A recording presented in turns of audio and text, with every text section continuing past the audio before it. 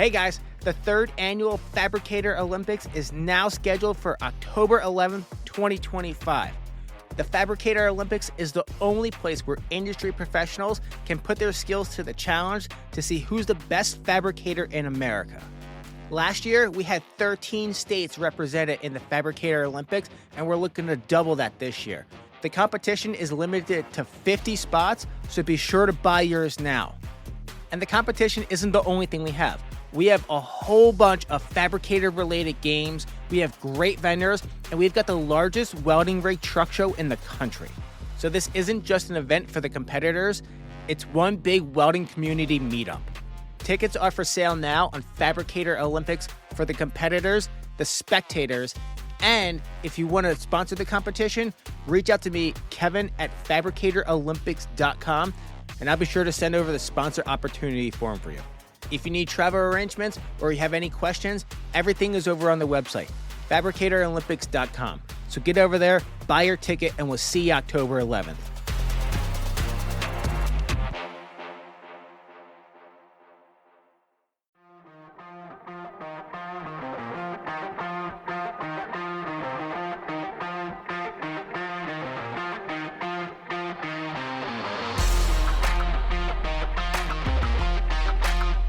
Hey guys, welcome to the Welding Business Owners Podcast. We're a podcast are late, but our bids are on time. I'm your host, Kevin with JMW Fabrication. Today, we've got a brand new episode with Dan Lischner from Facchiano Ironworks. Dan's a local guy. I've known him for a little bit. I actually met him at the Fabricator Olympics. And one of the reasons why I want to have him on is because he actually bought his company. He was a fabricator and an engineer at another company, and he actually ended up buying his company from another guy who was retiring. So I thought that was unique, interesting, and I thought you guys would want to hear about it. So hope you guys enjoyed this episode as much as I enjoyed talking to Dan. Without any further ado, enjoy the episode. All right, Dan, I appreciate you sitting down with me, man. It's been a little while since we met in person. You came out to the first Fabricator Olympics. That's where we officially met. Yeah. You came out the second year, and it was funny because you're the first. Well, you're not the first person, but you were when you were at the Fabricator Olympics, you made the proposal if I was interested in selling my company. And I wasn't expecting that. So, it was a unique proposition. And that's kind of why I have you on today, because, you went from working at a job where you were involved with welding, and instead of starting a business from the ground up, like just about everybody else I've had on here, you went out and bought an established company. And I really want to dive into that. I've talked with Josh and Nate from Battleborn Welding, and about the acquisition of, that's kind of the way of the future, because older guys are kind of phasing out of this, and they're leaving behind, instead of just being able to have a business to sell, they're just closing up shop because people aren't, they don't have anybody to give it to. So there's a ton of liquidations out there. I get advertised all the time. Mill shop, absolutely. Weld shop, fab shop, liquidating. Yeah. And it's good because that's where we get to buy cheap equipment. But, it's kind of sad that you've worked for 30, 40 years of your life, and then the only thing you have to show for it is selling your stuff off. So whatever the highest bidder has to offer. Yeah. So Dan, go ahead and introduce yourself. Tell me, let us know about your company. And then kind of start off with like how you got into the welding field and your journey from like wherever it started up into your business acquisition. Oh man, it was a long weird road. Way back when I was 18, I was actually a computer science major, and I just absolutely loathed the academia experience. So I punched out of that and I went to welding school instead. Shout out to WTTI in Allentown. Those guys rule. They put me through a 9-month crash course that got me my first structural steel welding job for $13 an hour with a 1-hour commute. Kind of worked my way up from there. I landed in air products for a while. I spent a decade working for Gardner Cryogenics. I was making liquid helium vessels for them, 11,000 gallon liquid helium vessels. So like sea box container shaped liquid helium vessels. Yep. I kind of felt like I maxed out. I mean, while I was there, I was moonlighting all over the place, doing anything and everything I could. And I kind of felt like I got the full experience of like what's out there to be a welder. I got a little bit of everything. So I decided to go back to school for engineering. And when I did that, I stepped off the shop floor too, and I took my first manufacturing management gig. Um, and I did that for a while, and I jumped around between companies, always chasing more money, more flexibility, so I could achieve the schooling at the same time. Um, and I eventually finished a degree. Was working my first official engineering job. I was doing the exact same things I had always been doing, and I was just kind of burnt out, making other people rich, really. Beating myself up day in, day out to just Yeah. do it for somebody else. So instead of buying a house, I started Googling fabrication shop for sale near me. That's literally how all of this started. Just a Google search, fabrication shop for sale near me. How long ago was this? This would be, man, the first time this thought really crossed my mind was probably July 22. Okay. Um, I had been thinking about it for a while, and then in October 2023, I got serious about it, and I actually found something that I was interested in. I saw a post online, and it was an anonymous listing, so it had very few details about the business, just what it was, where it was, and I kind of sussed out what it was just from the details. And I reached out to the owner, and he was like, "I didn't expect anyone to call me directly. Talk to my broker." And I was like, "Okay, all right, I get it. That's fair." Um, so I called up his broker. And I had no idea what the heck I was doing. I've never bought a business. I've never taken on any kind of tremendous debt like that before. It was all real scary. Mm-hmm. But he was great to work with. And he connected me and the business owner and a lawyer and an accountant and the small business development center, and a whole team came together around this. And over the course of 3.5 months, we ironed out a deal, and I ended up buying Facchiano Ironworks. Wow. Okay. So, what did that look like? So, how much involvement did you have directly with the owner once you kind of went through the appropriate channels? So once we went through the appropriate channels, he was happy to talk to me because at that point he knew I Okay. was serious. Um, and he had a chance to pick my brain a little bit. I had a chance to pick his brain a little bit, and we really hit it off.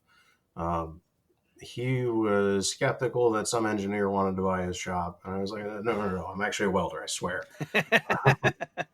And he was like, "Well, I do a lot of railing repair for one of the local universities. And, the legs on these rails, they rust out. They call me up. I cut them off, replace the legs with stainless, and I stuff them back in the ground." I was like, "Oh, are you hmm taking them back together with 309 wire?" And as soon as that little bit of jargon came out, he was like, "Oh, he's actually a fabricator. He knows what he's talking about." And Yeah. everything seemed to be smooth sailing from there. Okay. That's awesome. Yeah. Now, why was he getting out of the business? He was retiring out. He didn't have any. He has a couple of kids, and neither of them wanted anything to do with it. They both have their own very successful careers. Um, so he was just looking to sell and retire. He spends most of his time in the Poconos these days, hanging out in the mountains, fishing and hunting. So Okay. Did he he, stay on with the business at all to kind of like help you integrate into it, or was it that like, that was actually part of what we negotiated. mm, I wanted him to hang out for 3 months, and not in a welding and fabricating capacity, but in a liaison capacity. Introduce me to your regulars. Show them that they can trust me like you've trusted me. Um, and he was like, "I'm not doing 3 months. I'm tired. I want to get out of this." So he said 30 days. I said, I'll take what you give me. Sounds good. So he stuck around for the first 30 days, and ended up working side by side with me. We did a couple projects together. He's a phenomenal fabricator. He's great to work next to. The hmm guy is up there in age, but he hops into the back of a pickup truck like he's 16, and he swings hammer as hard as anybody. So, nice. yeah. Now, what do you look for in a business? Like where do you even start to like how do you evaluate that? Um tell me about like what you ended up with like when you bought the place. So the process is intricate and not. Okay. It is a lot of paperwork and a lot of details and a lot of examination, but it's all pretty plain and on its face. So the way this all really started was, hey, we're serious about, or I'm serious about wanting to buy your business. Let me look at the last 5 years of your business history. Let me see all the books, all the clients, all your records, everything. So you get a mountain of paperwork about this big for each year.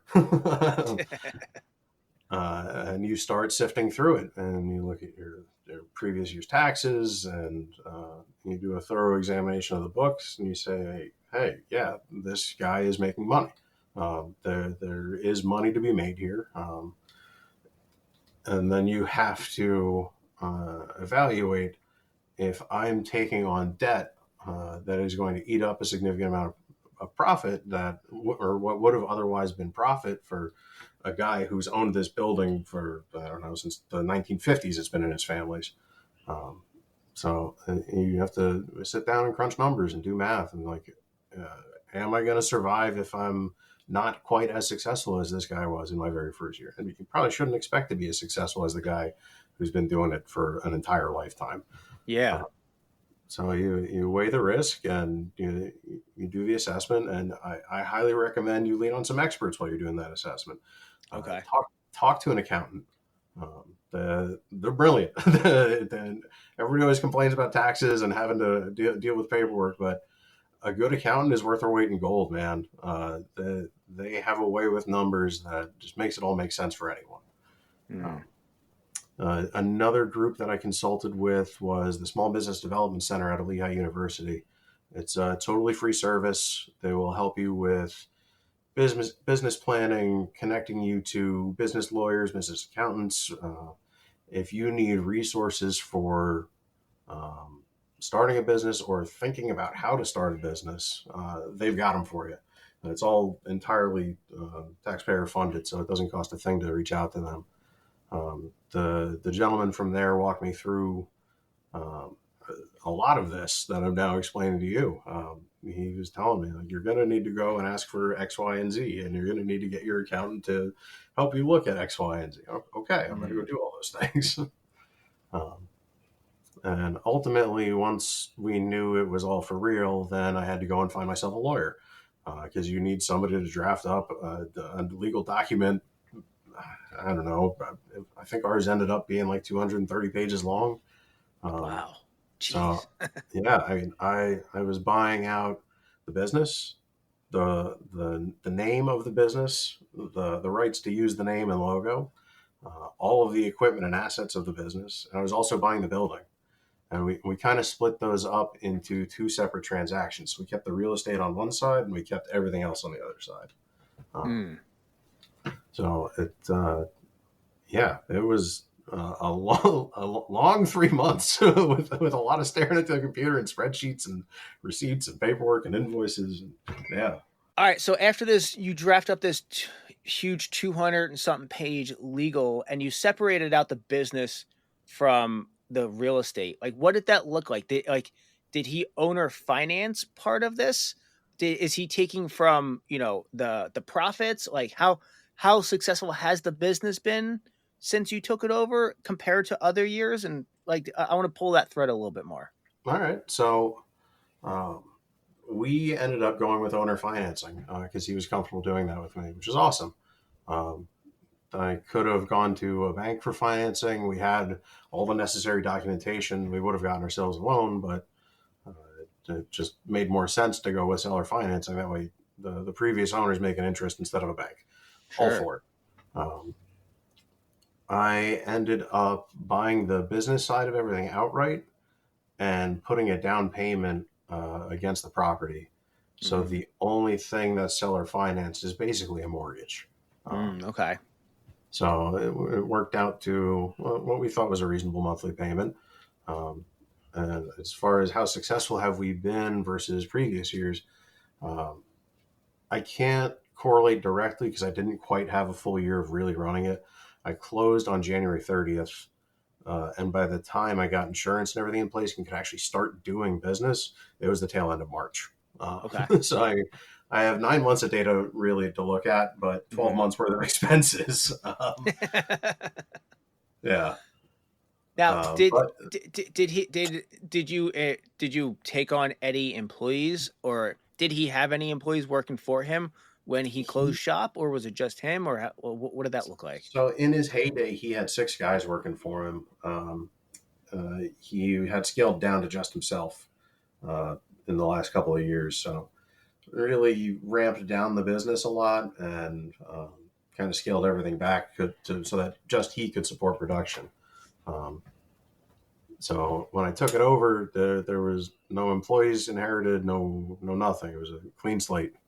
Mm, Just Fasciano Ironworks in existence with a new person at the helm, basically. gotcha. Yeah, Do you have any guys working for you now? I do have one guy working for me. Shout out to Okay. Ricky. Ricky's the man.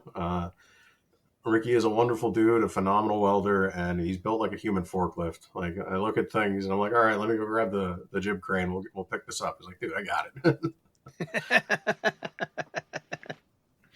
That's awesome. How old's Yeah. Ricky? Ricky is in his early 30s. Okay, good. Yep. Nice. Yeah. I'm hoping after a couple more big projects in the bag, we can scale a little bit and I can bring on another employee, maybe two, if the money's right. Hmm. And then I want to get Ricky to start teaching and training because he's great, and I think he's very capable of teaching and training on top of everything that he does in the shop. It's, I think it'd be a good experience for him, and it'll be a good experience for a younger guy to learn from him. Nice. What kind of work do you guys like? Are you geared more towards? We do a ton of railing, but I try and do anything and everything. Whatever I can get my hands on, whatever's interesting. I get bored doing the same thing too many times in a row. So like I'm in the Yeah. middle of making 14 basically identical railings right now. I'm like losing my mind. But it is what it is. So in last year, the two unique projects that we did, I did like a 1.5 ton pipe manifold at a 12-inch sked 40 for Saucon Valley Country Club. That was pretty Hmm. cool. We were tying 3 standpipes together and feeding them into one inlet on a new pump system to irrigate all 3 of their golf courses and run a new pond that they have. The thing's like 60,000 gallons a minute. It's insane. Wow, that's a huge Um, pump. yeah, huge. Another fun one from last year was the high dive at Lehigh University. Um, their gymnasium right there in the middle of campus. We had to wrestle like the better part of 3 tons of steel, about 3,500 pounds of steel, so just shy of 2 tons, through a building and down 2 stories of bleachers, and then erect it next to a pool. Nice. Bet your back Yeah, appreciated that. good time. Yeah, it was interesting. We made it happen though. Nice, man. What kind of work do you anticipate on chasing in the future? Uh, I like the structural work. I need to scale back up into getting some bigger equipment. I had to sell a pretty big crane truck because I didn't have the time to get the license to operate the crane, and I couldn't just have it sit there collecting dust. So I sold the Yeah. thing, but I really regret that, and I wish I could have held on to it, and I wish I had it because being able to reach 120 feet in the air and pick a couple tons like that would be insanely useful right now. I always look at those boom trucks too, and like we have a service truck with the crane on it, and we have our spider crane, and the spider crane's good, but like there's no replacement for reach. You know what I mean? Exactly. So I think about I'm like I could sell this spider crane for what I could buy an at like 120-foot boom truck for. So like maybe I should go do that. But then there's the whole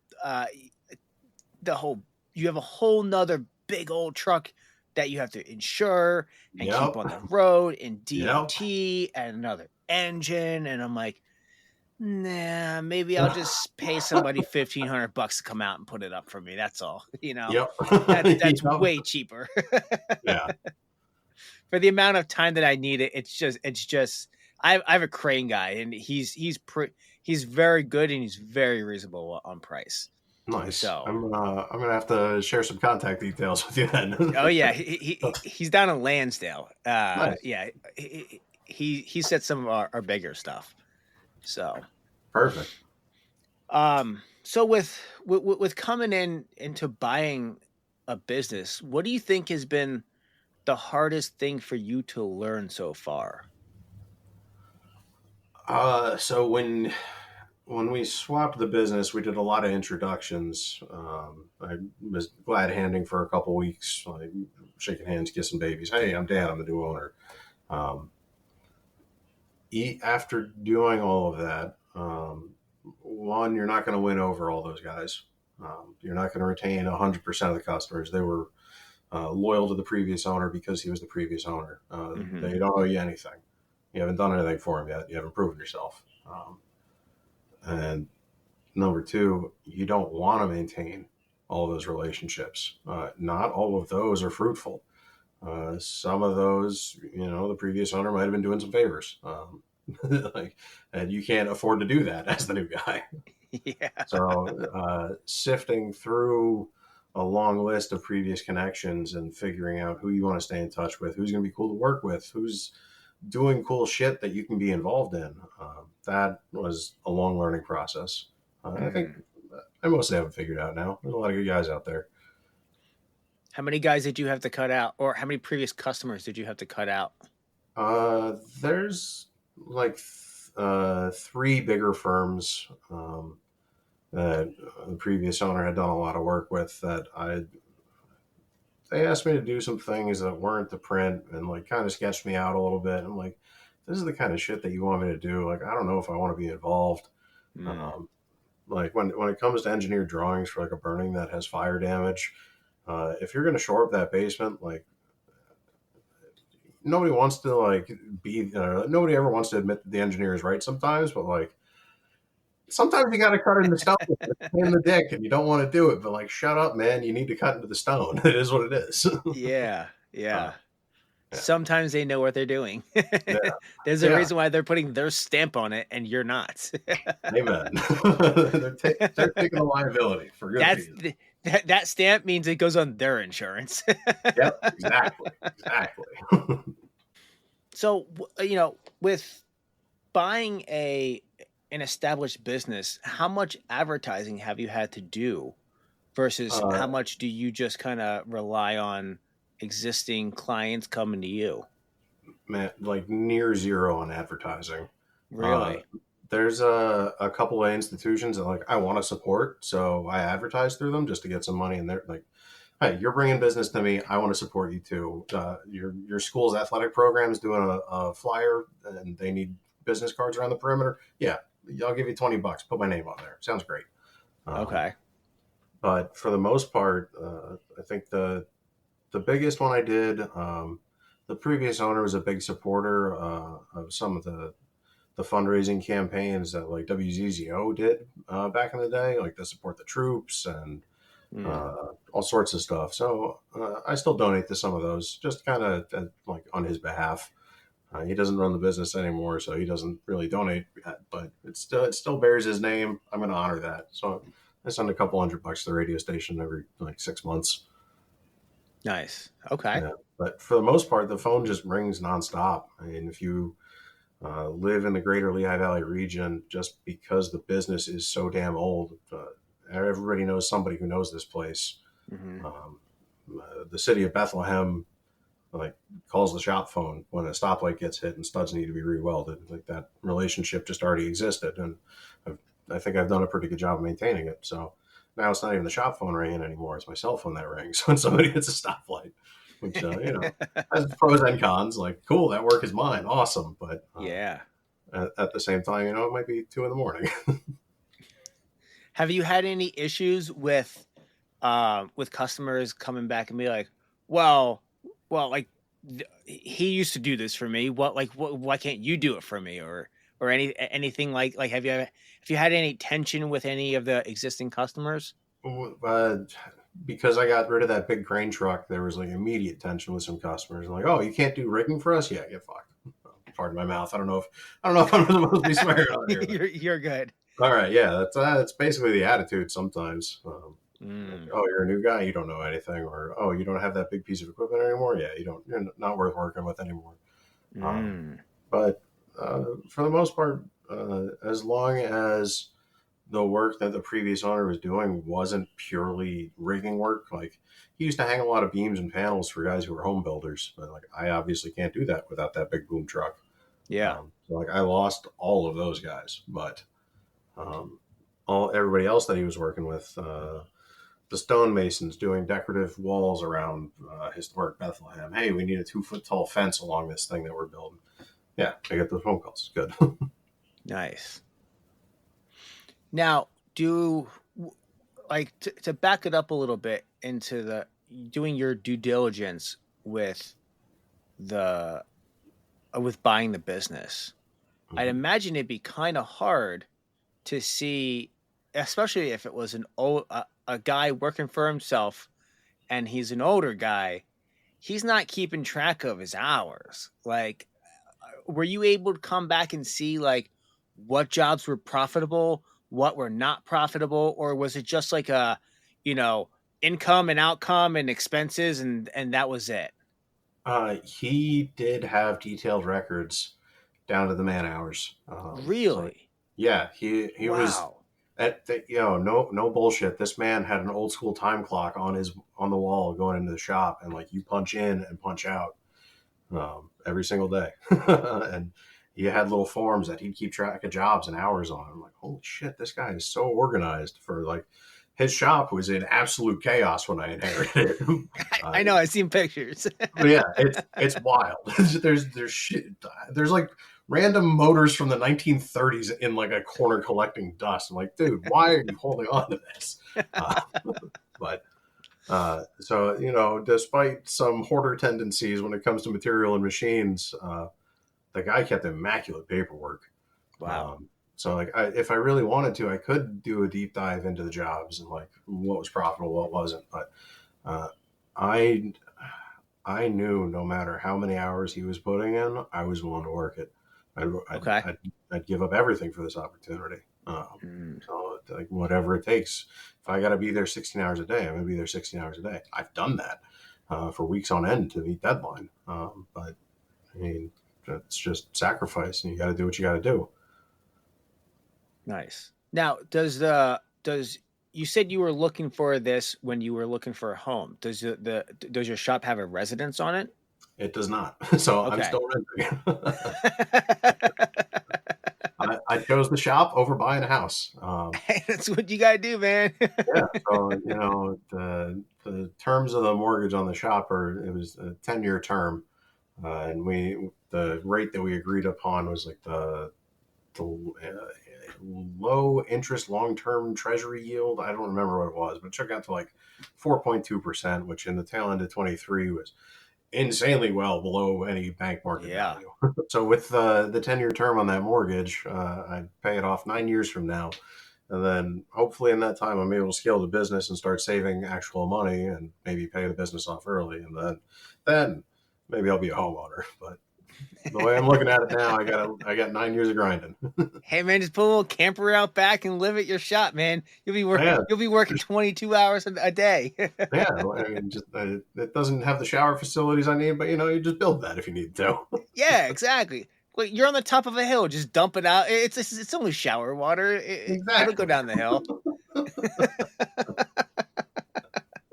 Do you listen to books or podcasts or at all that helped you really fine tune your business practices before you bought this, or So like now? You have any recommendations? my background in manufacturing management kind of influences a lot of my decision making and a lot of the shit I learned along the way. Mm, Um, so I mean, I don't know if you ever work in an environment that operated under ISO or ISO 9000. no. You're not familiar, so it's I international. know about it. I know Yeah, enough about it that it's a giant pain in the ass, and I don't want to. Exactly. So it's an international standard that dictates, hey, we as a manufacturer are going to do this process in this order every time and make this product reliably. And here's all of our documentation to prove it. So Air Products was an ISO environment. So I was immersed in it for a decade. And then I stepped into manufacturing management in an ISO environment, and I had to learn even more about it. And then once I was, that first managing job was high speed production. I use quotes because we're talking thousands of parts per day, not tens of thousands or millions. So high speed production of hydraulic accumulators. And we were an OEM supplier for John Deere, Lenexa, Case New Holland, a ton of these major corporations for their agriculture, forestry, mining industry, supporting all of that. It's a hydraulic accumulator is like a shock absorber for a hydraulic system. Mm-hmm.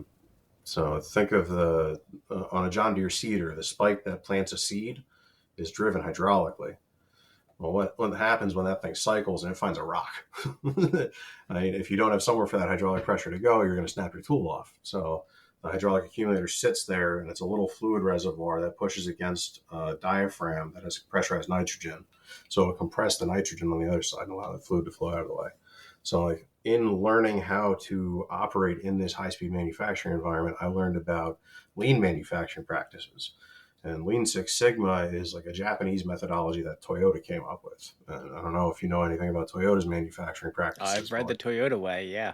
Yeah, they're insane. Like so I had it worked until 2020. Yeah. So, no joke. So I had a chance to sit in on a course run by a woman named Tracy Richardson, who was one of the engineers at the Kansas plant. And she had been there forever. So she talked about when they changed from the body style from 1987 to 1988 on the Camry.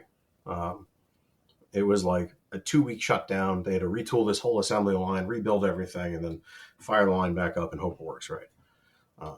She then asked us to take a wild guess how long it took for them to switch from the 2012 to 2013 body style, or whatever year it was in the early 2010s. And all of us took a guess. Like, I don't know, you probably shaved at least a week off of it. Less than an hour. They leave a couple of gaps in their production line, 6 car lengths. And as that gap in the production line travels down, they retool the environment where the gap is. Wow. It's insane. That is crazy. Like, these guys are wizards. Like they've thought about everything. So like I don't know if you can even see it. I actually have like stacks of books over here from all of my lean manufacturing days and doing all that coursework. So like there's I grew up on the show How It's Made. Like I like manufacturing. I like having an order of operations that's going to guarantee a successful outcome every time. So like my son loves that.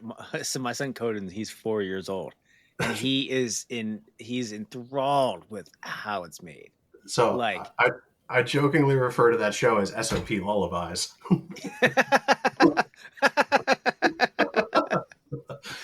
Yeah, dude, it's like that's the only way I know how to describe that show. Like it's SOP lullabies. They're just going to give you this nice, beautiful footage of a factory doing exactly what it's supposed to do, and some gentle voice is going to explain to you exactly what they're doing and why they're doing it. So true, man. So true. So with inheriting a giant, well, it's not even that giant. With inheriting a shop full of tools, what is your favorite tool in your shop? Oh man, my favorite. I mean, how do you define that? Like the one I use the most, the one I just love the most. What's the cool? One you couldn't live without. The one I couldn't live without would definitely be the Hydemech bandsaw. Oh my god. Yeah. Yeah, oh my god, that saw is gnarly. It's got 2 hydraulic vices on it. One of the vices is an indexing vice, so like you can stack whatever material you want on that thing. It doesn't give a shit. It'll do up to like 14-inch pipe. Wow.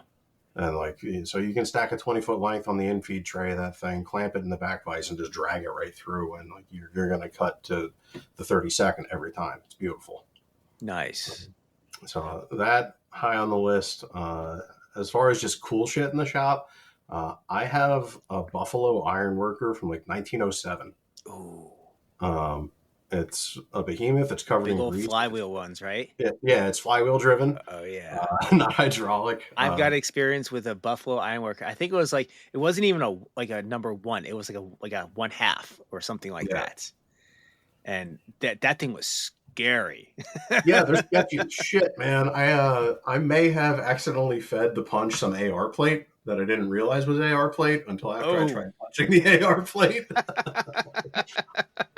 But yeah, I put a 15/16 punch through 3/8 AR plate, uh, and it sounded like a goddamn bomb went off, and about an inch of dust came. I mean, there's like expanded metal covering the flywheel, and like you could there was an instant where it just happened where you could see the pattern of the expanded metal in the dust that came off the expanded metal before it all dropped to the ground. Yeah. so you bought a new punch. Well, actually, I didn't even need to buy a new punch. I managed to snap the coupling nut, and I was like, man, where the hell am I going to find one of these? And lo and Yeah, behold, right. Cleveland Punch and Die makes a full set of replacement parts for this machine. No I can way. service this thing and into eternity as long as Cleveland Punch and Die is still making tools anyway. Better buy some extras on that one. Right? That's cool, man. I Yeah. definitely dig those old machines. Oh my God, they're awesome. So that machine allegedly came out of Bethlehem Steel. They had phased it out sometime in the 60s or 70s when they got newer equipment, and somehow it ended up in the shop because the previous owner was actually the son of the guy who started the shop, and he served in World War II, came back, worked for Bethlehem Steel for a while in some sort of engineering role. And I was like, you know what, screw this, I'm just going to go buy some property and start a shop. And he started making handrails for everywhere around town.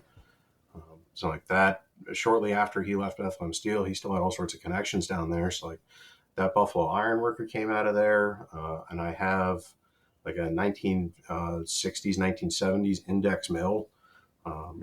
It's a behemoth of a Bridgeport setup, and just built like a brick shit house.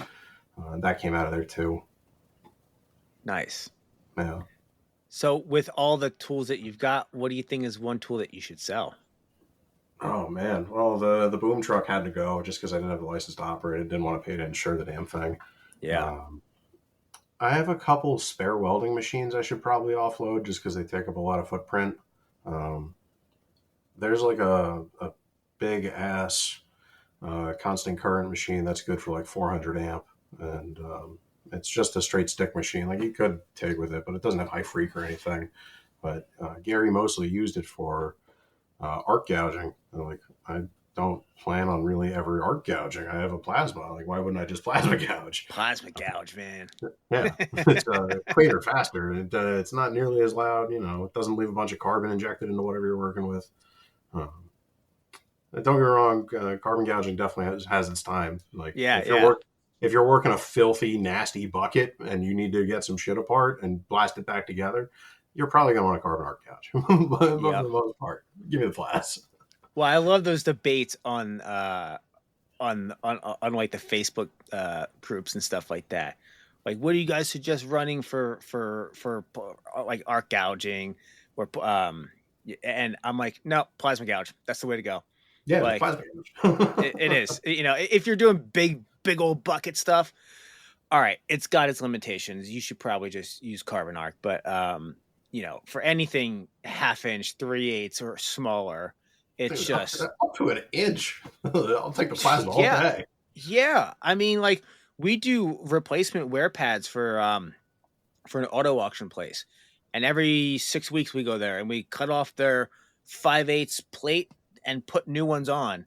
And I pull out the Hypertherm XP45 and with the 50-foot whip, I leave it on the back of the truck. I turn the compressor on the truck and dude, I've got an hour and a half of arc time straight on that XP45 and it did not shut off. Yep. Like I've gone through 2 consumable sets. Okay. So it shut off for me to change my consumable sets. Okay. Yeah, I mean, if it's shorted, it's going to die on you, but you know. Yes. Like really, it was just that shot that like, it was faster just to change it. Cause you could see the arc profile, but an hour and a half of straight on time, You can't beat that. You can't beat that. Like, don't worry about duty cycles. Don't worry. I don't work for Hypertherm. I'm the end user. Don't worry about duty cycles. That Yeah, XP45 will take it all day. pull the trigger and rip, man. Just let it run. Oh, It eats. so good, man. So Yeah. good. And for such, and it packs up into a rectangle milk crate. Yeah, they're tiny. The Yeah. footprint is nothing. Yeah. Dude, that 400 amp stick machine is like 4.5 foot long, 3.5 foot tall, and probably 3 foot wide. It's a dinosaur. It's fucking like dragging a whole trailer around. Yeah, right? Yeah. It's like 1,800 pounds. Like, you're never going to move the thing. Yeah, if I tried to sell the damn thing, I'd probably get a couple $100 at best. I'm probably better off, honestly, just tearing the thing open, wait for the copper prices to go up. Yeah, absolutely. Yeah. Now that we say that, I'm going to see it on Marketplace next week, huh? Welder near me. I know that guy. Hey, I wonder if that's is that 408 miller you was talking? Yeah, it's that 408 miller. For those who don't know, we're about 25 minutes from each other. So yeah, the vast distance between Bethlehem and Quakertown is nothing. Yeah. Yeah, just a quick ride down 378. Yeah. So what do you think? Back to that the Facebook welding groups. We kind of run in the same kind of circles with that. What do you think most welding business owners are doing wrong these days? What are they doing wrong? Underselling themselves. Yeah. Number one, like a 1,000,000% underselling themselves. Yeah. Everybody's always asking, like, oh, what the hell would you charge for this handrail? What would you charge to quote this for me? Like, quoting is an art. It's as much of a science as it is an art. Sure, you can come up with some sort of linear foot pricing, but no two rails are the same. No two install environments are the same. Mm-hmm. Get your ass out there and go look at the damn thing. After you look at it, assess it, figure out what it's going to take and how much it's going to cost you to achieve this successfully for your customer, and then figure out how much money are you going to make on this. What's your time worth? What's your overhead look like? If you can't sit down and do an honest evaluation of that, like, what are you doing? What are you doing? Go do an apprenticeship. Go spend some time learning, practice. Like, it's not a field for amateurs, because there's so much bad shit out there in the world. Like, there's slop work. Like, I don't. I mean, we don't post too many pictures in the groups of what we run into out in the wild, but like, I see guys who charge literally identically to me, and they're using like 4 small fasteners through a bolt hole because they didn't bring the right hardware with them. And it's like, bro, what? How are you charging what I'm charging? So yeah, definitely don't undersell yourself. Like, know that you're doing quality work, and then charge for quality work. Yeah, absolutely. I see that. I see the whole like, what would you charge for this? And it's, I get feeling the market out, but I feel like some people are just being lazy about it, and they're just looking for a price. And sometimes, like, whenever I post anything on there, I always just speak text it, because my answers are 2 or 3 paragraphs long, and I don't have time to write that out. Yep. But it's, it's what is it gonna, what it you say, like, it's not what anybody else will charge. How much do you need to charge? If you're asking the question, you don't know your numbers. Yes. You don't know your numbers. You don't know your business. If you're asking how much you should charge, you don't know your numbers. Plain and simple. Yep. You need to stop being lazy, or maybe it's not even lazy. Maybe it's just they don't know. They haven't, but go on YouTube. Figure out how to set your pricing, figure out what your true overhead costs are, divide that out by whatever, and then, figure it out from there. But the people who say, oh, just triple material price, I'm just like, oh my gosh, please just go away. Yeah, so I should just triple material price on, the Inconel pipe spool that I need to hold 5 thou tolerance to across like 13 joints. Like, let me just We just triple the material on that. It's not going to pull and twist and be a giant pain in the dick the entire time I try and make this thing. I don't need to Ugh. factor in the 15 years of fabrication knowledge to know how to successfully weld an exotic Yep. and get everything to land where it needs to be. Like, what are you people thinking? You can't just, oh yeah, the material's worth this much. This is what my time's worth. Yeah, send it. Come on, man. Treat yourself better. Yeah. Yeah. So well, on that thread, what do you think is the worst piece of advice? What do you think is the worst piece of business advice that you've gotten? Worst piece of business advice. I don't know. Like I feel like most of the people that I've interacted with have been like tremendously helpful. I can't really think of like genuine bad advice that I got. How about the opposite? What do you think is the best business advice you've got? Um, Figure out the relationships that you want to maintain. That was Okay. short, concise. Um, that one actually came from my brother. Mm, Yeah, my brother is not an entrepreneur, but a tremendous success in his own right. Um, a phenomenal human being as well. So he told me that while we were shooting the shit, and I was just like, I don't know who I trust. I don't know who I want to keep doing business with. Like, man, this guy was a pain in the ass to work with. He's like, dude, who gives a shit? You'll get more clients. There is work out there. You're like, you're right. Like knowing that I have the security of these contacts was a huge part of what gave me the confidence to go after this in the first place. But he was right, and you do need to pick and choose, and not every customer is your customer. Sometimes you got to kick that customer down to the next guy, and mm-hmm. maybe they'll hit it off better than you did. Yep. Absolutely. Yeah. What So you've been running your business now full time for about 9 months now. What would you do if you were to do it all again? What would you change? Oh, what would I change? Um,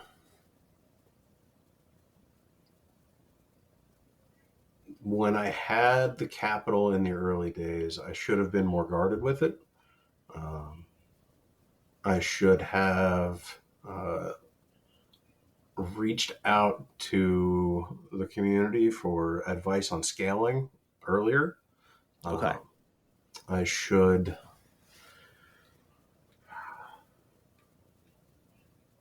I should have hired one more person in the early days and rolled the dice and tried grinding harder because I think I could be about double where I'm at now if I would have taken that risk. Um, Interesting. I Okay. wasn't sure that the work was going to be there consistently for me. I wasn't, and that uncertainty led me to hesitation, and I didn't pull the trigger when I should have. Hmm. I'm not like hurting because of it, but I'm not as far as I could have been. I think about that pretty regularly. Yeah. The opportunity that you missed with that. Yep. What do you Okay. Um what prevents you from doing that now? Um, Capital on hand. There's so much money in some of these big projects that I have cooking, Mhm. and I try not to lean too much on credit. And I also don't have that much credit because I've only been in business for a year. So I mean, until you have a couple of years worth of tax data to show to a creditor, they're not going to say, "Oh yeah, you actually make money. We'll lend you money." Um, Yeah.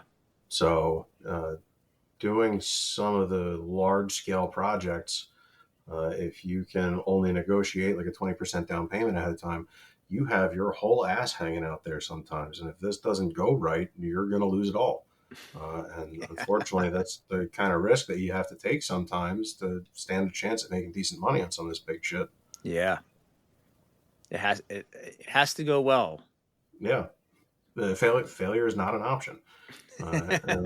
You have to be willing to put in the hours to ensure that. It just is what it Yeah. is. Show up, like, go spend time on the gun, and get your reps in. Like it, Mhm. Have you had any jobs go sideways in your first 9 months, and what did that look like? not full blown sideways, but definitely just begin to expect the unexpected. Um, the first time I did an interior railing, was a short little guy for a set of stairs. Only went halfway up the staircase. And they wanted just one leg down at the bottom, 5 pieces of square tube going up on an angle, and then a flat plate against the wall where all of them were welded down to it. I didn't check the angle of the wall, and it wasn't plumb. Ooh. Whoops! So, I had this powder coated, and it was all done. I had to cut it the hell back apart and adjust the angle on this thing, which is its own wrestling match without scrapping the whole damn thing, and rework it and sandblast it and repowder coat it, and then go install it for real. So, that lesson learned real quick. That was like one of the first things I did after owning the place. Like, if you have to connect to a wall inside a house, make sure the damn thing's plumb. Yes. When I was installing that high dive at Lehigh, we had to break open a tile wall. By we, I mean the royal we, not me personally, but the guys on the job broke open a tile wall, and we had to. It was like a cantilever design, so like the main members bolt into the wall, and then there's a column like 5 feet out from the wall, and then the rest of it just kind of hangs out over the pool. It's a diving board. So when we busted open the wall and we looked at where we needed to land the base plates that we had made up on these massive 14 by 6 by 3/8 members, just huge rectangular tube, there was just a void where we were supposed to land a bolt. There just wasn't anything there. So like, there's supposed to be a column here. Oh, it turns out the column is like this ancient brick pillar from like 1920 when they first built the gymnasium. I'm like, we're supposed to bolt into that and trust it? It's not going to crumble? And they're like, yeah, it's fine. I was like, speaking of that engineer, come on over here. Yeah. So we came up with the wonderful solution of just kind of dropping a board in on the left side of the void and dumping about 90 pounds of hydraulic cement in and pinned the hydraulic cement to the pillar just so we had somewhere to land this last bolt. And that appeased everyone working on the project, and that's what we did. And it hasn't fallen over yet. No, it's still standing strong. Nice, man. Very cool. Yeah. So what are your goals over the next couple of years for Facchiano Ironworks?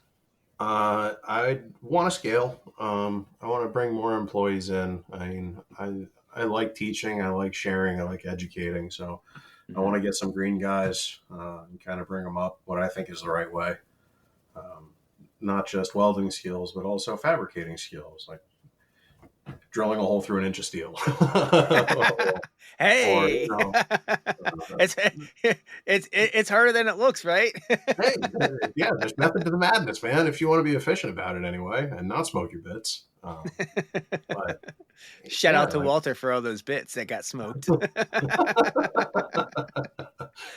yeah, I mean, you get a guy in who's 18, 19 years old, who's never really run this kind of environment. Like, teach him how to use a saw safely. Teach him how to measure both in the field and in the shop. So like, all right, we need to land something here. It needs to be this exactly to the 32nd. Most fabricators don't necessarily work that tight of a tolerance all the time, but I try and always work by the 32nd. And drag that information back to the shop, select the material you need, get it onto the saw, cut the part to length. And then once you have your parts cut, like, how do you actually, like, you ask somebody to tack together a square out of 4 equal pieces, and like 99% of the time you get a rhombus or a trapezoid. I don't know how everybody manages to do it, but like, shit pulls when it welds and when you tack it together. And it's not always an easy feat to just build a square. So like, just starting with the fundamentals, man. Sharing that knowledge, sharing the passion for making and creating. Yeah, that's ultimately the dream. I want to bring a couple guys up along with me. I mean, I don't just want the business to succeed or just me to succeed. I want all of us to succeed. Like, if any one of my guys ain't eating, I ain't eating either. Yeah, absolutely. A rising tide floats all boats. Exactly. Yeah, awesome, man. Well, I appreciate you coming on, man. Do you have anything for me? Yes. Okay, let's have at it. So what was the inspiration for the Fabricator Olympics? What the hell birthed that? What birthed that is, it was actually a birthday party. So every year, so we have 23 acres out in Quakertown, and for the last, bunch of years, we've always had a like a riding and shooting party. So everybody comes and we shoot guns and whatever for an hour or two, and then we go Field beat a ride for car, an hour ride or the two. four wheelers. What's that? Field beat the cars, ride a four wheeler. Yeah. Yes, exactly, Oh, exactly. And then I wanted to do something that involved a little bit more of like welding and the skill of that. And I'm like, well, maybe instead of doing a riding and shooting party, we can have some of like my fabricator friends come over and we can have a little competition. And that's right when I got the spider crane. And I was like, it'd be awesome to like put a harness on and hang upside down from the spider crane and like have to weld upside down, do like an overhead and see who's got the best of that. And, it kind of just rolled from there. And then, my wife, Melissa, she's always, she's got she like, she has she's got a very good fun bone in her. And so she's like, well, we could do this and we could do that, and like maybe we could actually have a competition out of this. And she is all about the organization of it, and we could just have a whole event. And I love the idea of it. So she kind of took my crazy idea and like refined it a little bit more to be more palatable for people outside of our immediate circle group. yeah. And then her experience in with that just kind of it grew into something that of like, hey, well, maybe this could actually be a competition, because like I wanted it to be more about the fabrication side of it than the welding side, because like that's what I'm passionate about. Like anybody can come out at WTTI and lay down a beautiful bead and show me all the certificates, but when I give them some 1.5-inch square tube and tell them to make a square box, like, we have a scrap bin full of some pretty nasty square boxes.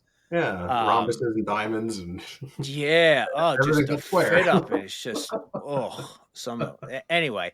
But yeah, so it kind of grew from there. And then, once we have a good idea, I tend to just kind of run with it and just make it like I tend to go overboard. And we already had a relationship with Lincoln for a few years. And I ran it by my guy there. I was like, hey, I think we're gonna do this. Like, would you be interested in like because like if Lincoln didn't hop on, I was going to go on Amazon, buy the cheapest welders I could find, and like we're doing this competition whether whether we have a sponsor or not, and but Lincoln's like, hey, that sounds fun, here's like, what do you need? So I gave him a lesson and said, no problem, here you go. That's And so sick. it kind of just went from there. And so yeah, it started with like I wanted to do something other than riding and shooting for my birthday at the shop, and it kind of just it's grown into what it is, and now we're it's just growing bigger, and like from the first you saw the first year and you saw the second year, it was a big difference between the first year and second year. Yeah, So man, no joke. No joke. I'm excited to see what you guys are cooking up for year 3. yeah, it's going to be awesome. So eventually we would like to take this on the road and do this all around the country, but I think we're still a little bit away from that. But yeah, so that's how that's how the inspiration for the Fabricator Olympics came about. That is as good a birth story as any for an event like this, man. That is awesome. All right, what other questions do I have for you? So your company, your mobile welding company, how long was it after you decided to really do this full time? You make your logo and all right, I'm in business for myself. How long was it until you hired your first employee? It was probably in that first. It was right around the 1 year mark, I'd say. Yeah. And he was part time. So a guy named Claudio. He actually worked at Stanley Vinmar. Nice. I know those guys. I almost Yeah, took yeah. over So there. he was working like a weird shift. He would get off at like he worked early and he would get off pretty early, or maybe it was the other way around. I forget.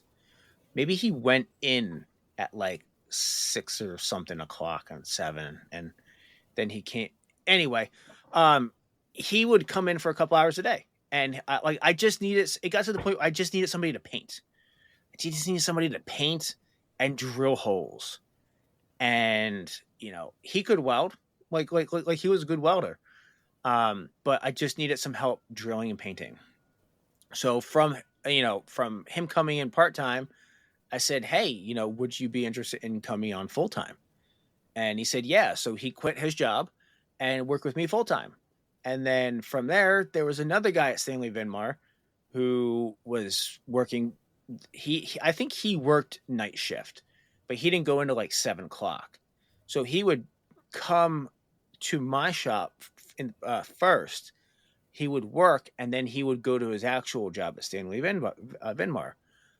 He actually didn't end up being full time, but I had a few guys. Kyle was he was probably 15 when he first started working for me, because he lived like 3 houses down from where my shop is, and he come home from school, and instead of going to bale hay, he would come and paint for me, and he would drill holes and he would move stuff around, and he was a farm kid, so like he was strong, he was a go-getter, and it just kind of grew from there.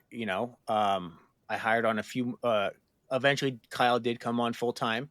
Well, when he went to school for welding in tech school, and he would come in co-op, and then from co-op he took a full time job with us, and so yeah, it was right about a year. Like it might have been a little bit less than a year, it might have been a little bit over a year. I don't quite exactly remember, but it was right about that 1 year mark where I just needed somebody else. Nice. Your answer there in your storytelling, you just gave me ammo for another question. What was it like working with the co-op program? How did that whole thing work? Um, it was fine. It was So good. what do you do? Do you like talk to the school and say, "Hey, I have positions open for some young buck who's interested"? Like, how does Yeah, it work? absolutely.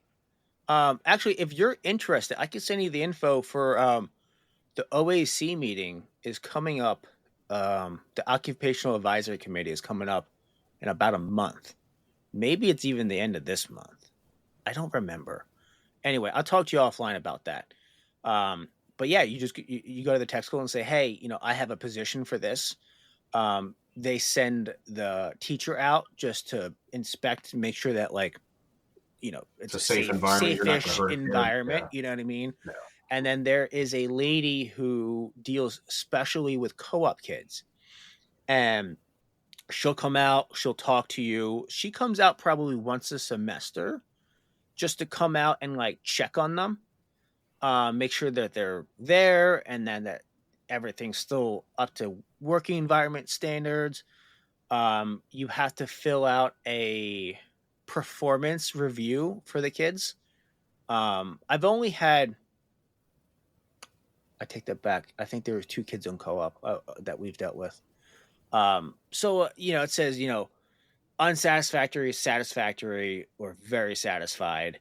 And you just kind of go through I think it's every semester, every quarter, whatever it is, and you evaluate them on how they're doing, and they kind of get their grade from there. And you give the teachers feedback, and you have to work around their schedule.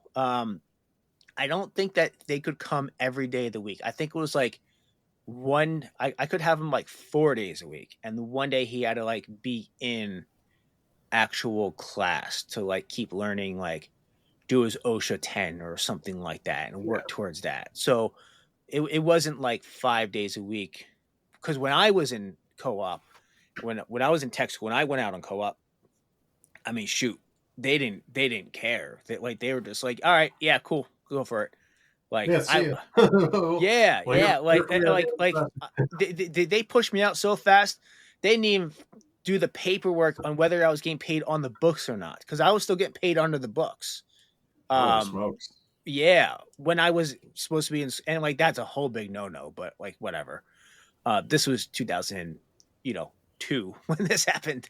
So, but no, it was a pretty straightforward process. You've got the child labor laws that they can't work more than like 20 hours a week or something like that. And, of course, on the record, we never exceeded that. But if you were to go off the record, and, there's ways around that. But on the record, Kyle never worked more than the legal child labor law limits. But yeah, so yeah. So it was a really good experience. It really was. And, I got to teach him, I got to kind of mold him into the person that I needed there. And it was like, overall, it was a really good experience. Nice. Yeah. I've thought about going down that path. Cause I taught welding at, Northampton Community College over at Hartselle Hall. I ran their advanced pipe processes 2 course for a semester. Like, I really like teaching. I didn't necessarily like the hours, but I did really like teaching. So I think the co-op program could be a good opportunity for both a kid and for me, just to kind of share that love for making with the next generation. Yeah. If you've got the patience, so I don't have that love. No, I do. Like, I do to a point, but I think when it comes down to the, I really enjoy. So maybe I overstated that. I do enjoy teaching people new things. I don't have the long-term patience to hold their hand through the whole entire job. Especially on the high school level, you know, sometimes you're reteaching them the same thing you taught them yesterday. And when I am paying them, and we have a deadline, and we're a small shop and nobody else can absorb that time, and I can't pull 1 or 2 guys off of this and say, hey, come over here and help get this done while I explain to him again how this goes and have the patience. My patience ran a little bit short, and I wasn't as good of a teacher as I could have been because I was more focused on the business side of things.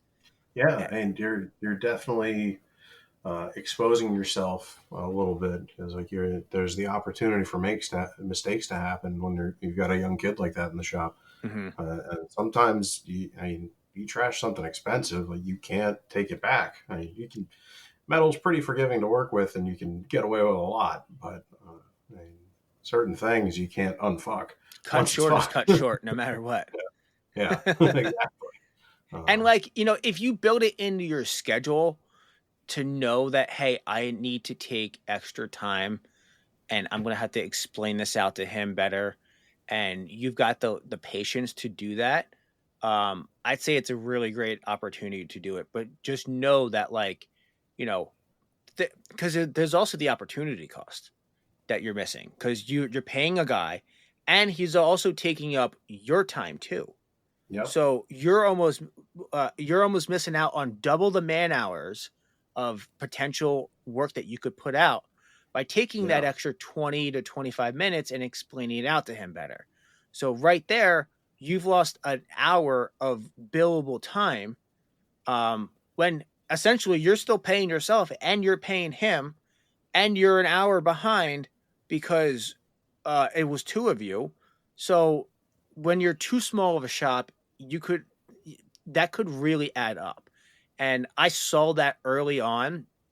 And so I kind of lost my patience with, not lost my patience, but I favored more towards all right, breaking down into micro task and just saying hey, this is what you have to do. Just do it. Rather than showing them the big picture of okay, well, here's how it fits in, and this is why you need to do it this way. And you see how it's more, try doing it this way and try doing it that way. And then, oh, this is faster. Now you see that it's faster. I could have absolutely taken the time to teach that learning and, or to teach that lesson. And I just, I didn't do it. So I don't want to say I was a bad boss or bad teacher for them, but you really have to know what you're going into, or else Yeah, you're going to get burnt out and frustrated with trying to teach a high school kid. It's, those are all really good points because, like I said, I've only got one guy working for me right now, and I was like, oh, maybe this is a good idea. I can start teaching somebody. But now I'm thinking, oh, maybe I don't want to get bogged down in this, and I need to wait until I scale a little bit more before I think about trying this. And I think that's it's taken me. So I started in 2015. So I've been in business 10 years, and it's been up until probably the last year where I decided that I don't want anybody on my team who isn't like an 8 or better, because it just takes too much opportunity cost away from, trying to teach and trying to bring them up to speed and things like that. I don't have the bandwidth capacity to do that anymore. When we've got, 10 guys, or even like 6 guys, 6, 8, 10 guys, you can absorb somebody, one of those 6 or 8 guys, to go teach the green guy how to bring him up to speed. But when you've got 3 producers and your budget is built around, 38 hours, 36 hours of producing time every week that 4 people have to hit, taking that little bit of time once a day, or, just it really adds up. So I don't think I'm interested in that until we have a few more guys on the team to be able to absorb that and go from there, Awesome. Well, Dan, I appreciate your time, man. Feel free to reach out to me anytime you want, and let's keep chatting, man. Absolutely. This has been a blast. Hit me up next year when you're playing the Fab Olympics. I'd love to get involved. Whatever you need, man. We are actually, so right now it's March right now. We are putting together our team to get everything going for this year. So it's happening. It's we're still trying to nail down a place before we announce a date. But yep, Fabricator Olympics 2025 is coming at you. Perfect, man. Love it. Love it. Awesome. Sounds good, Dan. I'll talk to you soon, bud. Take care, Kevin. It's been great. Yeah, man. See ya. Well, that is it for this episode, guys. I hope you guys enjoyed it. You can go check out Dan's stuff. You can find his company website, FacchianoIronworks.com. You can also find him on Instagram at D_LISCH for Lischner. If you enjoyed this episode, please give me a 5-star review on your podcast player. I see it, I value it, and I thank you guys for that. Check back in 2 weeks for another brand new episode with another welding business owner you haven't heard from yet. Head on over to FabricatorOlympics.com to buy your tickets for the 2025 Fabricator Olympics on October 3rd. And until next time, get out there, get it done, and get it invoiced.